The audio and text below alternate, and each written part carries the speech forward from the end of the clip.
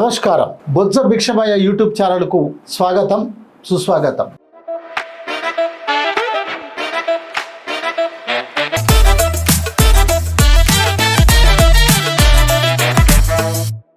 మీరన్న ఇంకో ప్రశ్న, బీసీ ఉద్యమము తీరుతెన్నులు ఆ క్రమంలో ఇచ్చిన బంధు పిలుపు ఇచ్చింది బీసీ సంఘాలు.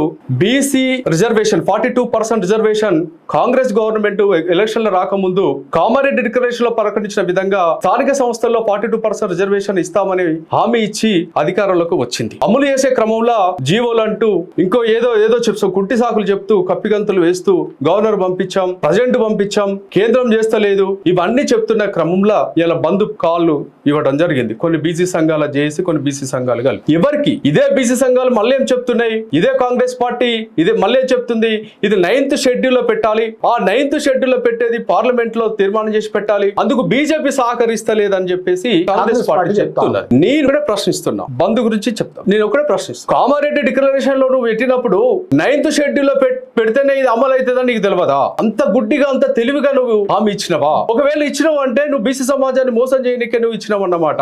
First point. సెకండ్ పాయింట్, మరి బీజేపీ పార్టీకి కేంద్రంలో బీసీ ప్రధానమంత్రిగా గత 3 పర్యాలుగా ప్రధానమంత్రి అవుతున్న మన బీసీ అని చెప్పుకుంటున్న మన గౌరవనీయులు పెద్దలు ప్రధాని నరేంద్ర మోడీ గారు, మీరు ప్రధానమంత్రి అయిన తర్వాత బీసీ సమాజానికి మీరు ఏం చేసిరని ప్రశ్నిస్తారు. స్వతంత్ర భారత అనంతరం 78 సంవత్సరాలుగా చట్టసభల్లో రిజర్వేషన్లు లేకుండా, వాళ్ళకి ఎలాంటి రిజర్వేషన్లు లేకుండా ఇలా బీసీలు వృద్ధుల పడ్డ ఇలా ఎలుకలెక్క ఇలా ఘటకా చంద్రంగా ఇలా వాళ్ళ బతుకుల పరిస్థితులు ఉన్న సందర్భంలో మా బీసీ వచ్చిందని మేము గర్వపడే సందర్భంలో ఇలా బీసీలకు బీసీ ముసుగు కప్పుకున్న బీజేపీ ప్రభుత్వం బీజేపీ పార్టీ కూడా ఇలా మోసం చేస్తున్నది ఇలా మళ్ళీ కళ్ళ ముందు కనబడుతున్న దృశ్యం. మన తెలంగాణలో బీసీ మంత్రి కేంద్ర మంత్రి ఉండు కదండి, కేంద్ర మంత్రి ఉన్నాడు, చేయట్లేదా? ఆయన పూర్తిగా కేంద్ర మంత్రిగా ఉన్న కరీంనగర్ పార్లమెంట్ సభ్యులు బండి సంజయ్ గారు పూర్తిగా రిజర్వేషన్లకు వ్యతిరేకంగా మాట్లాడిన సందర్భం అనేక ఉన్నాయి.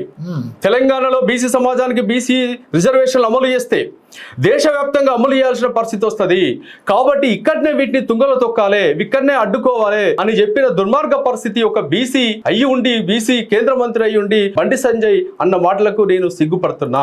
మరో బీసీ నాయకుడు నిజామాబాద్ నుంచి పార్లమెంట్ సభ్యులు ఉండరుగా. ఈ రోజు బీసీ అని చెప్పుకుంటూ, హిందుత్వం అని చెప్పుకుంటూ, ఇవాళ హిందూ సమాజానికి ఉద్ధరిస్తామని చెప్పుకుంటున్న బీజేపీ పార్టీ బీజేపీ నాయకులు వాళ్ళు కాపాడుతున్నది బ్రాహ్మణ కార్పొరేట్ శక్తులను కాపాడే కుట్ర. ఈ దేశాన్ని ఇంకో 1000 సంవత్సరాలు బ్రాహ్మణ బనియా వర్గాలకు ఈ దేశాన్ని పాలించుకునే విధంగా వాళ్ళు అమలు చేస్తున్న విధానాలు. హిందూ అనేది పైకి ముసుగు మాత్రమే. నిజంగా వీళ్ళకి హిందూ ధర్మం మీద, హిందూ ప్రజల మీద కనుక ప్రేమే ఉంటే మరి బీసీ హిందూ ప్రజలు చేసిన తప్పు మోసం ఏంది, వాళ్ళు చేసిన అన్యాయం ఏంది, పాపం ఏంది, మరి వాళ్ళు కోరుతున్న కనీసం ఈ బీసీ జనాభా ఎంత ఉన్నదో లెక్క కూడా చూస్తలేదు కదా బీజేపీ ప్రభుత్వము. మరి ఏం పాపం చేశారు? బీసీలు హిందువులు కాదా?